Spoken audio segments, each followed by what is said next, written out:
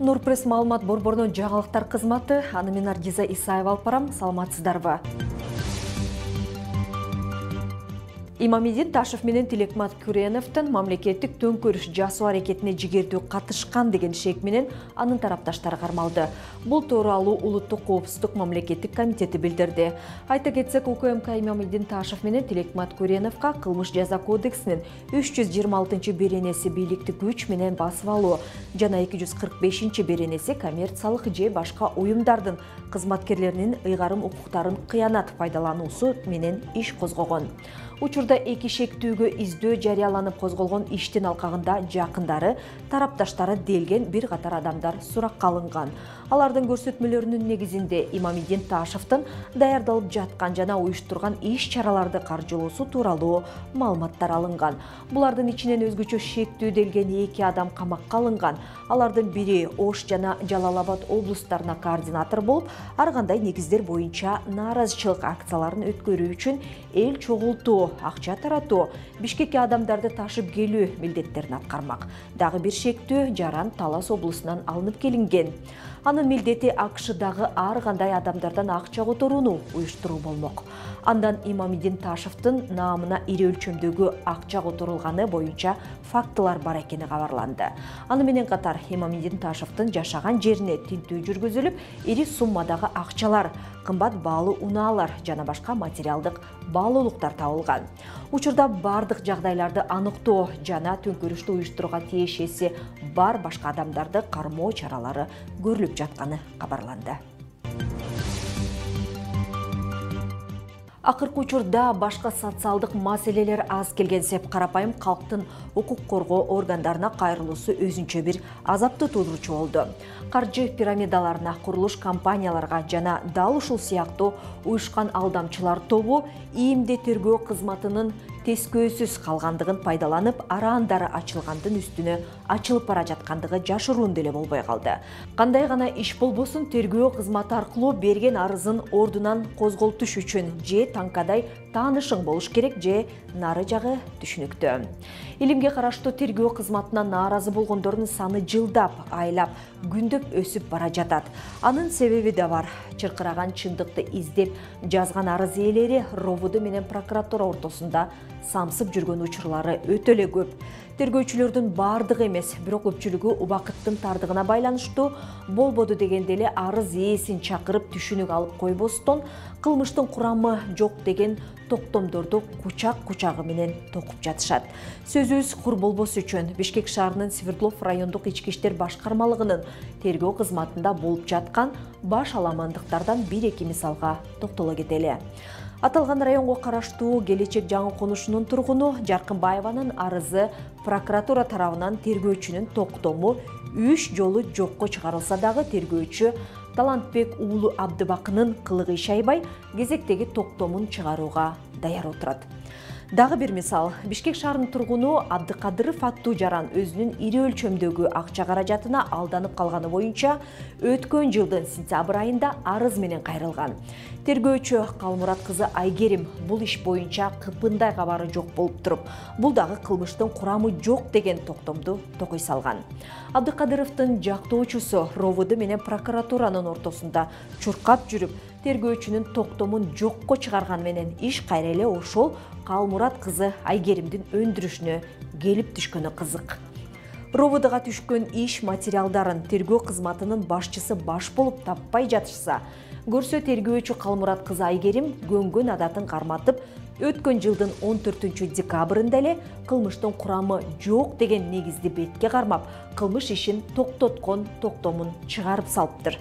Же ал токтом менен мыйзамда көрсөтүлгөндөй кызыктар тарапты тааныштырбастан, сейфине бекем кулпулап коюп, ден соолугуна байланыштуу өргүүгө чыгып кеткен. Бул жерде суроо туулат. Эгер прокуратуранын жокко чыгарылсын деген токтомун көзгө илбей, ал багытта кыпындай да иш алып барбай, сейфинде сары майдай сактап жатып, токтом чыгарганын кандай түшүнсөк болот? Анда бизге прокуратуранын кереги барбы? Свердлов прокурорунун орун басары, тергөөнү көзөмөлдөгөн Байжан уулу Элдиярдын деле эл ичинде дили менен иштебей, тили менен иштеп жүргөнү айтылууда. Эл арасында Шакабай рейтинде айтылып жүргөн. ийимден тергөө кызматын алып, УКМКга өткөзүп берүү маселеси чындыкка айланып бара жаткандай. Баткенде жаран өзүнүн 22 жаштагы аялын көчөдө пикир келишпестиктен улам муунтуп өлтүргөн. Бул тууралуу Баткен облусунун ички иштер башкармалыгынан билдиришти. Кыргашалуу окуя 2 январда Кадамжай районунун Ирелеш айылында болгон. Саат 15:00 чамасында эркек адам аялы менен көчөдө бара жатып, алар пикир келишпестиктен улам уруша кетишкен. Ошол учурда жолдошу аялын колу менен муунткан. Келин окуя болгон жерде каза болгон. Жубайлардын экөөсүнүн тең кулагы укпайт жана сүйлөй алышпайт. Алардын 2 кызы бар деп айтылат маалыматта.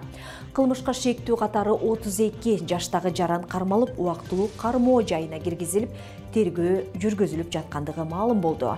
Эске салсак, ушул каргашалуу окуяга улай эле Баткен облусуна иш сапары менен барган УКМКнын төрагасы Камчыбек Ташиев зордук зомбулукка кабылган кыз келиндерден укугун коргоо максатта Facebook баракчасы аркылуу билдирүү таратты. Анда, урматтуу кыз келиндер, эгерде сиздерге зордук зомбулук болуп жатса, тез арада ар бир райондо жайгашкан УКМК кеңселерине кайрылыңыздар. Энелерди, аялдарды, кыз келиндерди сактап, коргоп жана жардам берүүгө биз милдеттүүбүз, деди ал кайрылуусунда. Манасчы Дөөлөт Сыдыков Кыргызстанга кайтып келди. Ал Улуттук коопсуздук мамлекеттик комитетинин төрагасы Камчыбек Ташиев менен жолукту. Бул тууралуу Манасчы өзүнүн Facebook баракчасында билдирди. Кыргызстанга келип силер менен амандашып турганыма кубанычтамын. Өзүңүздөр көрүп тургандай Камчыбек Кыдыршаевичтин кабыл алуусунда болуп, улуттук баалуулуктар жана Манас дастанын жайылтуу жана улуттук идеология боюнча баарлаштык деп жазган ал. Анын айтымында ал Камчыбек Ташиевдин Манас улуттук баатыр улуттун жүзү катары таңазаланышы керек деген ойлорун угуп кубанган. Ошону менен бирге буга чейин эстелик коюлбаган Нарын, Ысык көл, Жалал Абад облустарына Манас баатыр эстелигин курууну колдоп, иш башталаарын билдирди, деди Манасчы. Эске салсак, өткөн жылы апрелдин аягында Ысык көл мейманканасын бузуу учурунда курулушчулар этнокомплекстин тосмосунун бир бөлүгүн бузуп, 5 соток жерин тартып алышкан. Комплекстин директору Дөөлөт Сыдыков буга каршы чыккан. Ал президенттин администрациясына жана Садыр Жапаровдун айланасындагыларга сын менен кайрылган. Андан кийин Манасчы жумуштан кеткенин айтып, өлкөдөн чыгып кеткен. Себебин бийлик тарабынан жасалган басым деп атаган. Учурда Ысык көл мейманканасынын ордуна мамлекет башчысынын администрациясынын жаңы имараты курулуп жатат. Жума соңуна алынган маанилүү делген жаңылыктар мына ушулар болду. Биздин жаңылыктарды жана кызыктуу берүүлөрдү Facebook, Instagram жана YouTube каналынан көрө аласыздар. Нурпресс, чындыктын изи менен.